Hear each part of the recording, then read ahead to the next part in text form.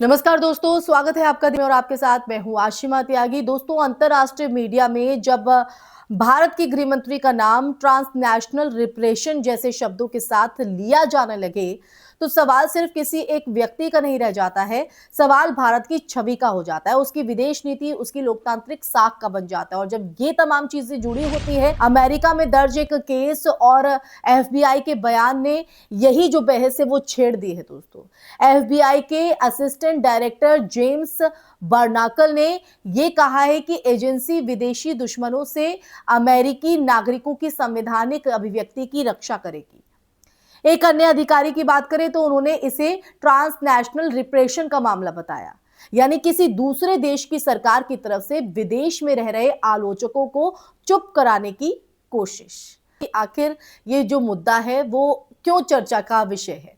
दरअसल ये जो पूरा मामला है वो खालिस्तानी समर्थक और अमेरिका आधारित सिख फॉर जस्टिस के नेता गुरपतवंत सिंह पन्नून से जुड़ा हुआ है। जी हां, अमेरिकी अभियोजन पक्ष के मुताबिक भारतीय नागरिक निखिल गुप्ता ने पन्नून की हत्या की साजिश में भूमिका स्वीकार की है और रिपोर्ट्स के मुताबिक अब फोकस भारत में मौजूद एक अन्य व्यक्ति विकास यादव पर है, जो एक अलग मामले में गिरफ्तार होकर फिलहाल जमानत पर बाहर है। दोस्तों, भारत सरकार की तरफ से आधिकारिक प्रतिक्रिया सीमित रही है और इस पूरे मामले में कहा गया है कि अमेरिका से औपचारिक दस्तावेजों का इंतजार है। अब बड़ा सवाल यहां पर यह है कि क्या इस पूरे प्रकरण को सीधे भारत सरकार या शीर्ष नेतृत्व से जोड़ना उचित है? अंतरराष्ट्रीय मीडिया के कुछ हिस्सों में ये जो नैरेटिव है वो उभरा है कि ये राज्य प्रायोजित कार्रवाई हो सकती है, लेकिन अभी तक अमेरिकी अदालत में जो दस्तावेज सार्वजनिक हुए हैं दोस्तों, उनमें सीधे तौर पर भारत के गृह मंत्री अमित शाह का जो नाम है वो किसी अभियुक्त के रूप में नहीं है। आरोपों का जो दायरा है वो व्यक्तियों तक सीमित है, ना कि औपचारिक रूप से भारतीय राज्य या किसी मंत्री तक।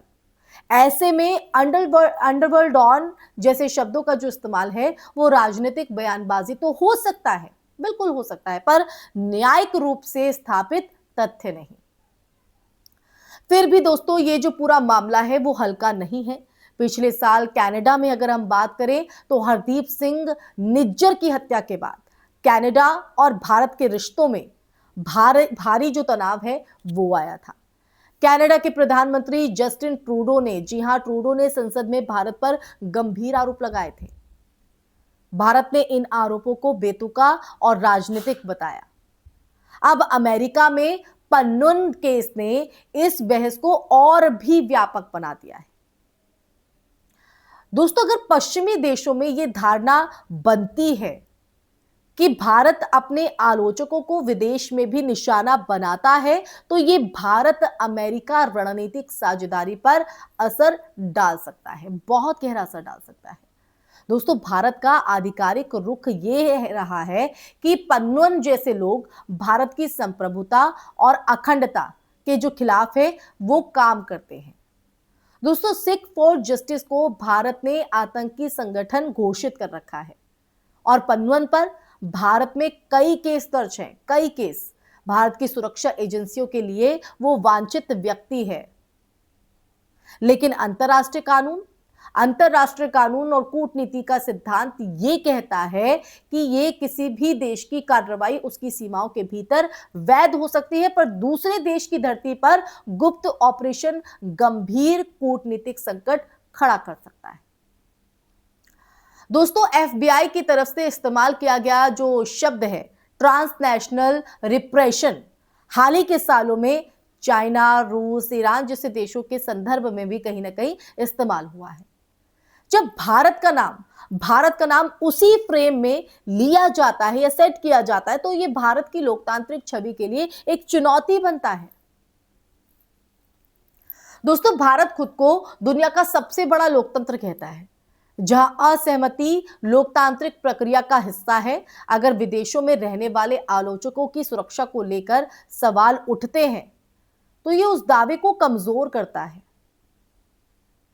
और दूसरी तरफ देखिए, भारत के जो समर्थक हैं वो ये तर्क देते हैं कि पश्चिमी देशों ने लंबे समय तक खालिस्तानी संगठनों को अपने यहां खुली छूट दी और जिससे भारत की जो सुरक्षा चिंताएं हैं वो बढ़ी हैं।